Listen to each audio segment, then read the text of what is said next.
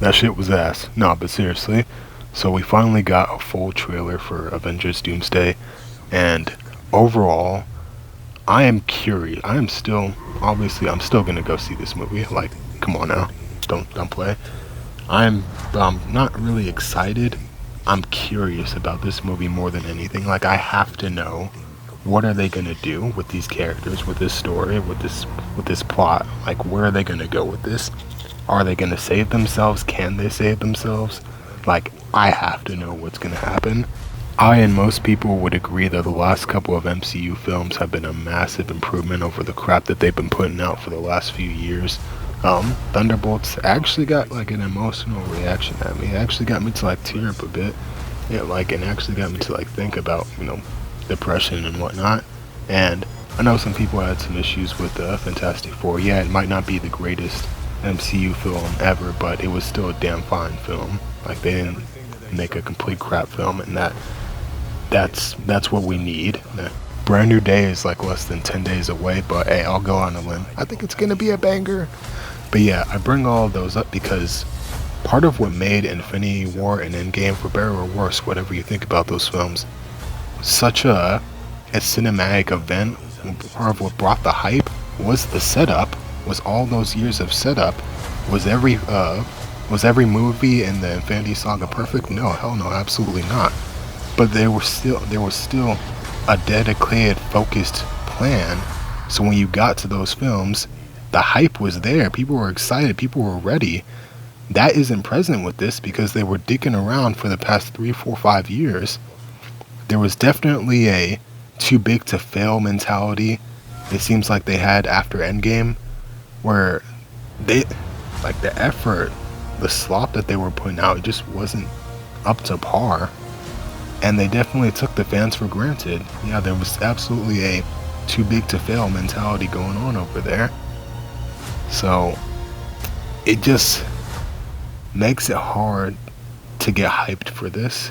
And even from like a logistical standpoint, like as far as having like chess pieces in play, obviously there are some there's stuff that they've been setting up. I'm not saying they're setting nothing up absolutely, but it isn't as refined as it could be, and because that's the case, they're gonna have to do more in this film. They're gonna have to do more legwork in this film to set, for character arcs, progression, etc., etc., to make up for the fact that the rest of the multiverse saga was just complete shit.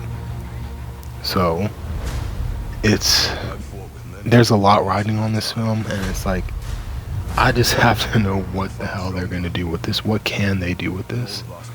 You know? And let me be clear. I know I'm being critical and negative right now, but I'm not doing it to be edgy or different. I critique the thing because I love the source material that it's based off of, and I know it can be better. I know it has to be better. And if all you do is just fucking jerk it off and suck its dick all day, then they're gonna continue to produce slop. So, yeah. But on the flip side of that, do not mistake me as one of those people on the internet right now who is making it their entire personality to hate this trailer and hate the MCU for whatever reason. I don't know. Those people actually do just want to hate and then hate for the sake of hatred. I think visually the effects look great, except for one shot in the trailer, and I think it's actually the shot that everybody's talking about the most, the quote-unquote money shot of Thor attacking Doom and Doom stopping it with his two fingers.